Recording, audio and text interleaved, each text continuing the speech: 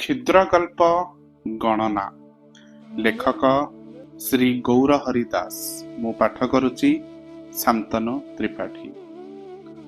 शशक जाति पुरुष को पद्मिनी नारी। शशधर प्रहराज एकथा जानिथिले, सेथिपाई झियो लागी ज्वाई बाछिबा बेले ज्वाई शशक जातिर पुरुष कि नुहे ताहा देखिथिले, किंतु जेउटा देखि नथिले सेटा झियो माळविका जातकर पंचम स्थान। सेइथिपाई आज से पत्नी पाखरु मुह लुचेई रखुथिले। ग्रहाचार्य शशधरंकु पाटपुर अंचलर समस्ते सम्मान दियंती, कारण तांकर गणना निर्भुल।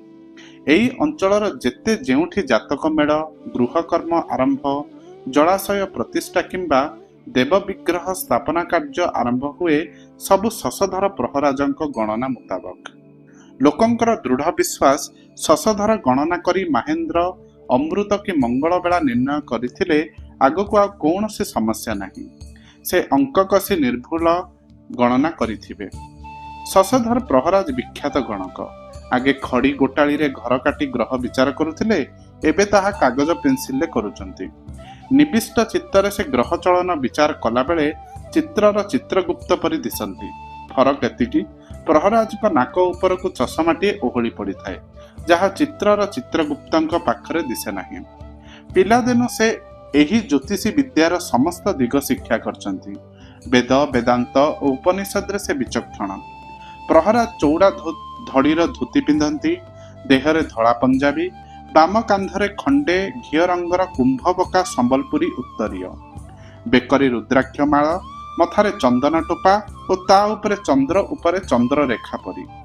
प्रहराजकर लंबा गोरा चेहरा, तांको कांध ब्याग झुलेई और धड़ाकना ढंका छता मुंडेई गाँ रास्ता रे चलुथिबा बेले से धड़ा बगटिए परी दिसंती। एई धड़ा छताटी प्रहराजकर गोटे विशेष चिन्हट।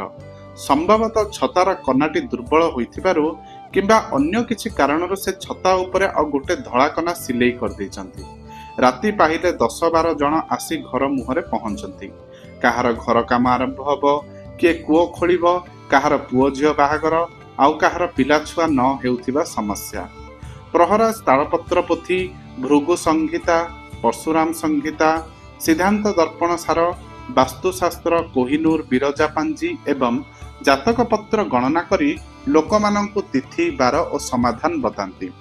सेमाने विदा हेला परे प्रहराज जलखिया खाई विशिष्ट जजमानंक घरकु जाइथांती। सेमानंक भितरे व्यवसायी, बड़ चाषी, राजनैतिक नेता एवं पदस्थ अधिकारी थांती।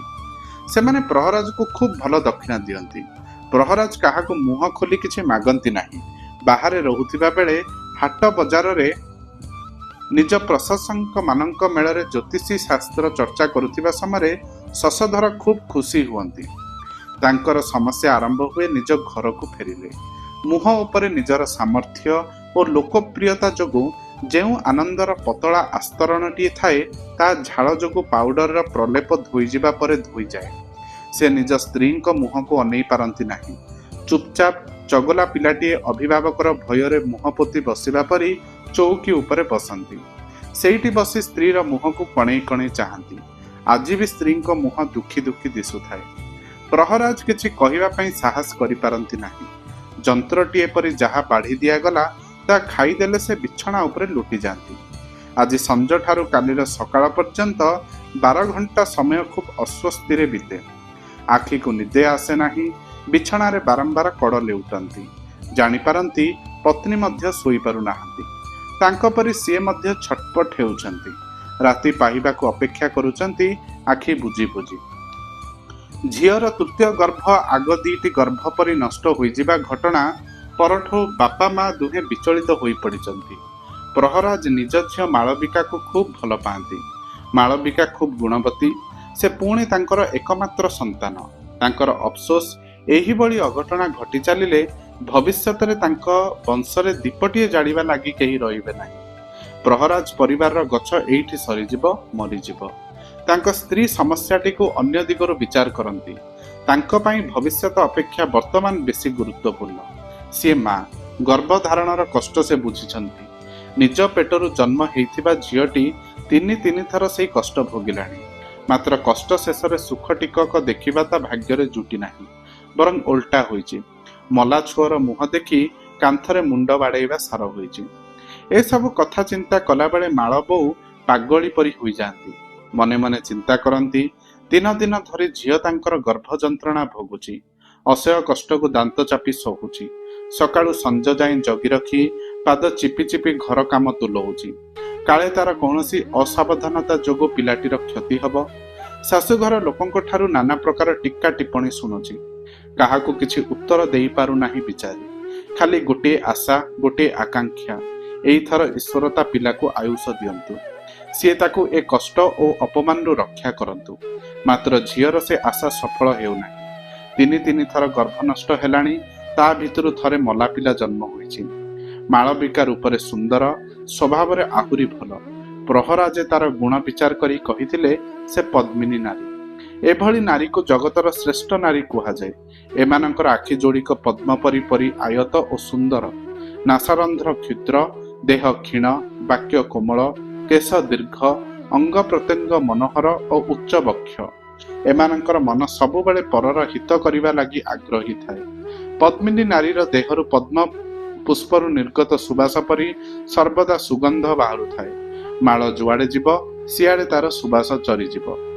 ସେଦିନ ନିଜ ଝିଅର ଏସବୁ ଗୁଣ ଶୁଣି ମାଳ ବୋଉ ଖୁବ୍ ଖୁସି ହେଉଥିଲେ। ତାଙ୍କ ପାଦ ଯୋଡ଼ିକ ତଳେ ଲାଗୁନଥିଲା।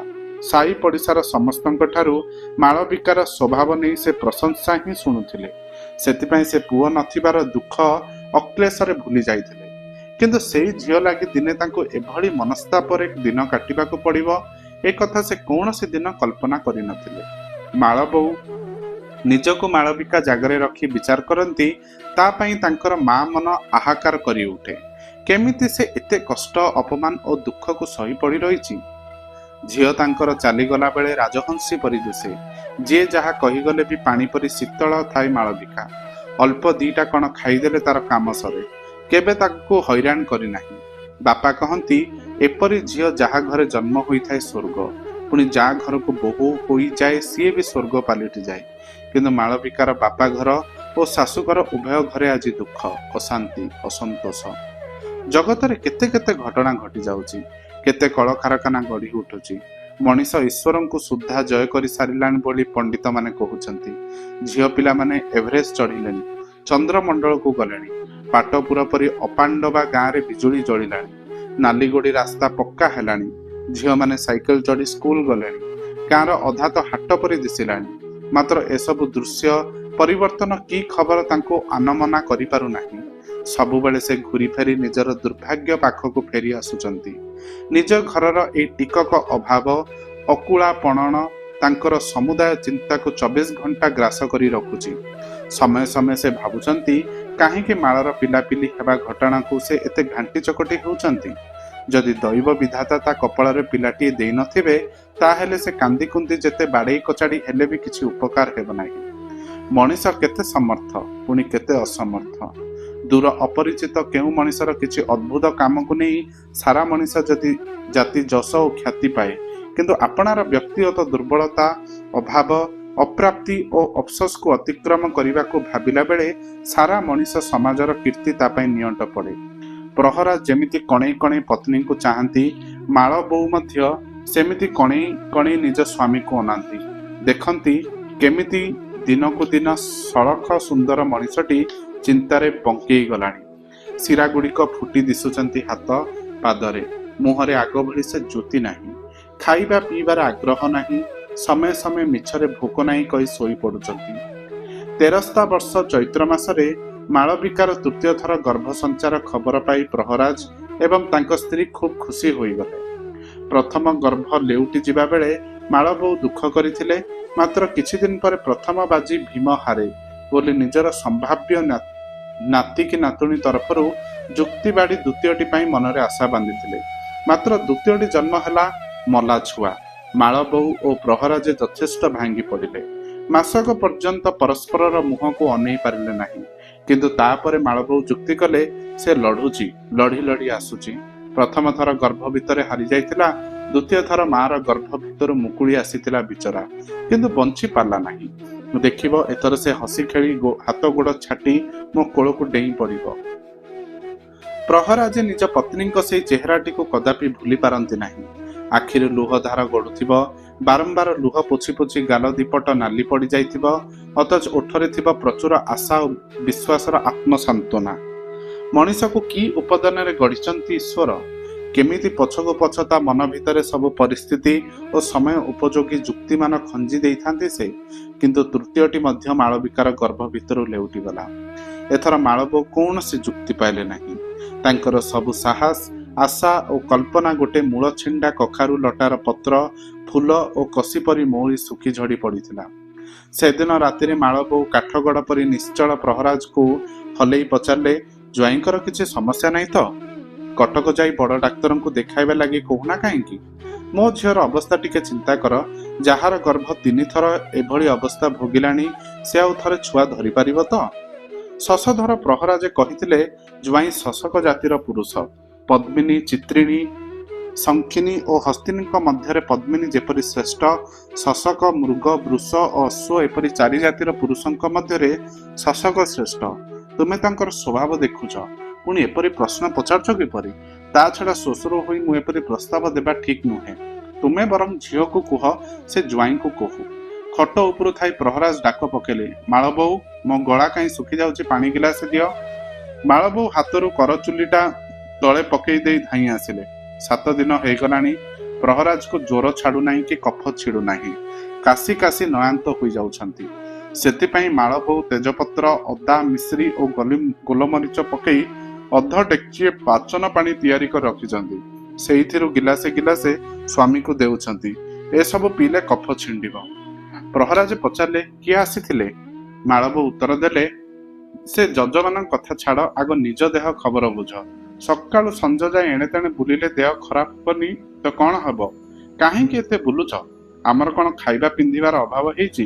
ନିଜ ଦେହକୁ ଜଗ। ଆମର ଆଉ କିଏ ଅଛି ଯେ? ଏଇ ପଦଟା ମାଳବୋଉ ସାରି ପାରିଲେ ନାହିଁ। ନିଜକୁ ନିଜେ ଅଟକି ଗଲେ। ବହୁବାର ସ୍ୱାମୀଙ୍କୁ ସେ ଏଇ ଉଲୁଗୁଣା ଦେଇଛନ୍ତି। ନୀଳକଣ୍ଠ ପରି ସେସବୁ ଆକ୍ଷେପକୁ ଗିଳି ପକେଇ ପ୍ରହରାଜ ନୀରବ ରହିଛନ୍ତି। ଏବେଳେ ସେ ଆଉ ସ୍ୱାମୀଙ୍କ କଷ୍ଟ ଦେବାକୁ ଚାହାନ୍ତି ନାହିଁ। ନିଜ କଥା ପାଇଁ ନିଜେ ଟିକେ ସାଙ୍କୁଡ଼ି ଗଲେ। ପ୍ରହରାଜ କିଛି କହିବା ପାଇଁ ଚାହିଁଥିଲେ, ମାତ୍ର କାଶ ଉଠିବାରୁ ନୀରବ ହୋଇଗଲେ। ମାଳବୋଉ ସ୍ୱାମୀଙ୍କ ଛାତିକୁ ଆଉଁସି ଦେଲେ, କହିଲେ, ଏବେ କିଛି କୁହ ନାହିଁ, କାଶ ଭଲ ହେଇଯାଉ। ପ୍ରହରାଜ ତକିଆ ତଳେ ଥିବା ଛୋଟ ତଉଲିଆରେ କଳରୁ ନିଗିଡ଼ି ଆସୁଥିବା ଛେପ ଖଙ୍କାର ପୋଛିଦେଲେ। ବଡ଼ ବଡ଼ ପ୍ରଶ୍ୱାସ ନେଇ କହିଲେ, 75 ହୋଇଗଲା, ଆଉ କେବେ କହିବି? ମାଳବୋଉ ସ୍ୱାମୀଙ୍କ ଅଣ୍ଟା ଧରି ତାଙ୍କୁ କଡ଼ ବାଗିଆ ଶୁଆଇ ଦେଲେ। ସବୁବେଳେ ଚିତ୍ ହୋଇ ଶୋଇ ଶୋଇ ଅଣ୍ଟା ପିଠି ଦରଜ ହୋଇଯିବଣି। ମାଳକୁ କୁହ, ପୁଷ୍ୟପୁତ୍ରଟିଏ ନବ। ପ୍ରହରାଜ ଗୁଣୁଗୁଣାଇଲା ଭଳି କହିଲେ। ମାଳବୋଉ ଚମକି ପଡ଼ିଗଲେ। ଏମିତି କଥା ଇଏ କାହିଁ କହୁଛନ୍ତି? କିଛି ନ ଭାବିଚିନ୍ତି କୌଣସି କଥା କହିବା ଲୋକ ଇଏ ନୁହନ୍ତି। କ'ଣ ଚତୁର୍ଥ ଗର୍ଭ ବି ଲେଉଟି ଯିବ ନା କ'ଣ? ମାଳବୋଉ ଟିକେ ଉଚ୍ଚ ପାଟିରେ କଲେ, କ'ଣ କହିଲ, ଆଉଥରେ କୁହ। ଶଶଧର ପ୍ରହରାଜ କଥା ବୁଲେଇଲେ। ପଚାରିଲେ, ଝିଅ ଘରକୁ ଏଥର କ'ଣ ସଜ ପଠେଇଥିଲ? 7 ମାସର ନା 9 ମାସର? କେଉଁ ସଜ କଥା ପଚାରୁଛନ୍ତି ପ୍ରହରାଜ? ମାଳବୋଉ ବୁଝିପାରୁନଥିଲେ। ଶଶଧର ପ୍ରହରାଜ ଦୀର୍ଘଶ୍ୱାସ ନେଲେ। ପ୍ରଥମ ଥର ଝିଅ ଘରକୁ ସାଦ ଭାର ପଠାଇବା ବେଳେ ସିଏ ଓ ମାଳବୋଉ ଗୋଟି ଗୋଟି କରି ଜିନିଷର ଚିଠା ତିଆରି କରିଥିଲେ। 8-9 ବର୍ଷ ହେଲାଣି, ଏବେ ବି ସେ ଚିଠା କଥା ମନେ ଅଛି। 7 ମାସରେ ପୁରୀ, କାକରା, ଦହିବରା, ଓଦା ବୁଟ ଭଜା, ଲୁଣ ନିମିକି, ରସଗୋଲା, ଗୋଲାପଜାମୁନ, ଛେନାଗଜା ପରି କେତେ ଜିନିଷ ପଠେଇଥିଲେ। ମାଳବିକାକୁ ପୋଡ଼ପିଠା ଭଲ ଲାଗେ। ଗୋଟେ ପୋଡ଼ପିଠା ପଠେଇବା କଥା ମନେ ପକାଇ ଦେବାରୁ ମାଳବୋଉ ସେଦିନ କେମିତି ବାଘୁଣୀ ପରି ତାଙ୍କ ଉପରକୁ ମାଡ଼ି ଆସିଥିଲେ। ଜେରା କରିଥିଲେ, ଏତେ ଶାସ୍ତ୍ର ପୁରାଣ ପଢ଼ିଛ, ଏକ ପାଖିଆ ପିଠା ଝିଅର ସାଦ ଭାରରେ ପଠାନ୍ତି ନାହିଁ ବୋଲି କ'ଣ ଜାଣିନ? ଚିତଉ ପୋଡ଼ପିଠା ଗୁଡ଼ାକ ଏକ ପାଖିଆ ପିଠା। ଏସବୁ ମା ଖାଇଲେ କୋଳଛୁଆ ବାହୁଡ଼ିଯାଏ। ସେଦିନ ମାଳବୋଉଙ୍କର ସେ ରୁଦ୍ର ଚେହେରା ଦେଖି ସ୍ୱାମୀ ପ୍ରହରାଜ ଡରିଥିଲେ କମ୍, ଖୁସି ହୋଇଥିଲେ ବେଶୀ। ଦଶହରା ମେଢ଼ର ଦୁର୍ଗା ମୂର୍ତ୍ତି ପରି ମାଳବୋଉ ଝଟକୁଥିଲେ। ସେ କହିଥିଲେ, ଜାଣିଛି ଜାଣିଛି। ବେଳେ ବେଳେ ବାତ୍ସଲ୍ୟ ମମତା ପଣ୍ଡିତିଆ ଗାନକୁ ଘୋଡ଼ାଇ ପକାଏ। 7 ମାସରେ ଥରେ ଓ 9 ମାସରେ ଆଉ ଥରେ ବାପଘରୁ ସାଦଭାର ଯିବା ବିଧି। ସେଥିରେ ଯାଇଥିବା ଭଲ ଭଲ ଖାଇବା ଜିନିଷ କେବଳ ଝିଅ ଖାଏ ନାହିଁ, ଝିଅ ଘରର ସାଇ ପଡ଼ିଶା ଓ ବନ୍ଧୁବାନ୍ଧବଙ୍କ ଘରେ ବଣ୍ଟାଯାଏ। ସେଇ ମିଠା ଓ ପିଠା ପଠାଗଲେ ସେମାନେ ଜାଣନ୍ତି ବୋହୂଟି ଗର୍ଭବତୀ ହୋଇଛି। ତାପରେ ସେମାନେ ଭଲ ଭଲ ଜିନିଷ ରାନ୍ଧି ସନ୍ତାନ ସମ୍ଭବା ମାର ଖାଇବା ପାଇଁ ପଠାନ୍ତି। ସେ ଭାରଥୋରର ଗତି ଧୀର ହୋଇ ଆସିଲା ବେଳକୁ 9 ମାସର ଭାର ପୁଣି ଯାଏ ବାପ ଘରୁ, ଆଉ ପରସ୍ତେ ଦିଆ ନିଆ ଚାଲେ। ମା ମୁଣ୍ଡରେ ଆଶୀର୍ବାଦ ବରସେ, ତା ଗର୍ଭର ଛୁଆ ପାଇଁ କଲ୍ୟାଣ। ପ୍ରହରାଜ ପୁଣି ଚିତ ହୋଇ ଶୋଇପଡ଼ିଲେ। ଦ୍ୱିତୀୟ ଗର୍ଭ ବେଳକୁ ସେ ଘିଅ, କଞ୍ଚା କଦଳୀ, ବାଡ଼ି ବିଲାତି ଓ ଅମୃତ ଭଣ୍ଡା ସବୁ ଯୋଗାଡ଼ କରି ରଖିଥିଲେ। ପିଲା ଜନ୍ମ ପରେ ପରେ ମା ପାଇଁ ଏସବୁ ଖୁବ୍ ପ୍ରୟୋଜନ। ସେ ଏପଟୁ ଭାରୁଆ ଡାକି ଜିନିଷପତ୍ର ସଜ କରୁଛନ୍ତି, ସେପଟୁ ଖବର ଆସିଲା ମାଳବିକାର ଛୁଆଟା ମଲା ଛୁଆ। କଣ ଗୋଟାଏ ଝଣ କରି ଶବ୍ଦ ହେଲା। ଶଶଧର ପ୍ରହରାଜ ଆଖି ଖୋଲି ଚାହିଁଲେ। ତାଙ୍କ ଆଡ଼କୁ ପିଠି କରି ମାଳବୋ ଆଲମିରା ଭିତରୁ କଣ ଖୋଜୁଛନ୍ତି। ସେଇ ଜିନିଷ ଭିତରୁ କିଛି ଗୋଟାଏ ଖସି ପଡ଼ିଥିଲା। ତାକୁ ଖୋଜି ହେଉଥିଲେ ସେ।